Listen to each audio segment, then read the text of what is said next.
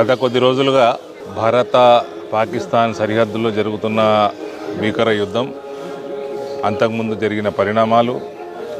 టెర్రరిస్టుల పహల్గాం దాడి, అందులో భారతీయులు 25 మంది ప్రాణాలు కోల్పోవటం, ఒక నేపాలీ సిటిజన్ ప్రాణాలు కోల్పోవటం, ఆ తర్వాత ఆపరేషన్ సింధూర్ పేరిట జరుగుతున్న ఈ యుద్ధంలో పాల్గొంటున్న ప్రతి సైనికుని ఆరోగ్యం కోసం అన్ని రకాలుగా దేవుడు వాళ్ళని కాపాడాలని, ప్రాణాలు కోల్పోయిన వీర సైనికులు ఆత్మకి శాంతి కలగాలని,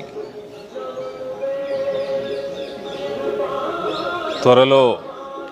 ఈ సమస్యకి పర్మనెంట్ పరిష్కారం దొరకాలని, ఈ టెర్రరిస్ట్ సమస్యకి భారతదేశం యొక్క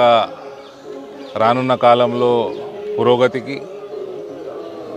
అందరి మంచి భవిష్యత్తుకి, భారతీయుల భవిష్యత్తుకి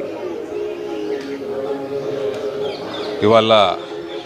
మనం సైతం దేశం కోసం అన్న కార్యక్రమంలో పాల్గొనడం జరిగింది.